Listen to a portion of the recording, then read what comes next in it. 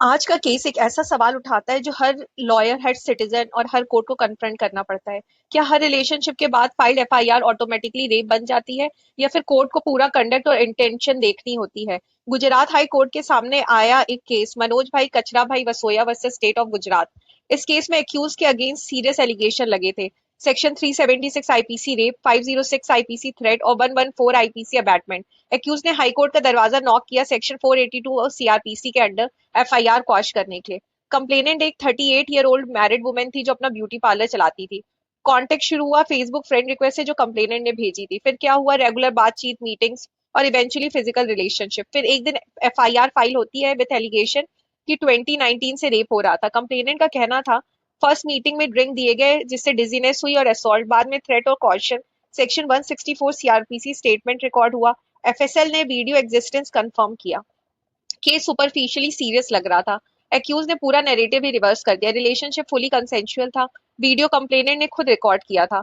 Call record के हिसाब से 60 lakh demand plus ornaments of the accuse wife. FIR तब फाइल हुई जब पैसे नहीं दिए गए। यहाँ से केस का टोन चेंज हो गया। कोर्ट ने क्लासिक टेस्ट अप्लाई किया। क्या एफआईआर फेस वैल्यू पे ऑफेंस बनता है? क्या एलिगेशन इनहेरेंटली इम्प्रोबेबल है? और फिर कोर्ट ने कंप्लेनेंट के कंडक्ट का माइक्रोस्कोपिक एग्जामिनेशन किया। Repeated voluntary meeting, long term relationship, self recorded video, money demand pattern. Court ने सीधा बोला ये रेप का केस नहीं, ये क्लासिक हनी ट्रैप है एक्सटॉर्शन के लिए। और रिजल्ट, एफआईआर क्वाश हो गई, सारी प्रोसीडिंग खत्म, एक्यूज फुली डिस्चार्ज। अब यहाँ सबसे क्रूशियल बात, हर केस को ब्लाइंडली बिलीव भी नहीं कर सकते और हर केस को फेक भी नहीं बोल सकते। कोर्ट जनरली कुछ रेड फ्लैग्स देखती है। एलिगेशन वेग हो, dates details missing, long delay without explanation, complainant का कंडक्ट इनकंसिस्टेंट हो, कंटिन्यूड वॉलेंट्री मीटिंग हो, डिजिटल एविडेंस अपोजिट डायरेक्शन में हो, money demand slash blackmail angle emerge हो। इस केस में ऑलमोस्ट सारे रेड फ्लैग्स प्रेजेंट थे। रियल रेप केस इंडिकेटर क्या होते हैं कि कंसेंट एब्सेंट होता है या फोर्स्ड होता है, डिले हो सकता है, फेयर फियर की वजह से, स्टिग्मा, प्रेशर की वजह से। विक्टिम का बिहेवियर परफेक्ट होना जरूरी नहीं है।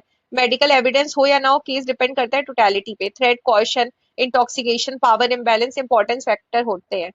कोर्ट यहाँ सेंसिटिविटी के साथ अप्रोच करती है। जजमेंट का मैसेज क्लियर है, रेप लॉ शील्ड नहीं स्वॉर्ड है।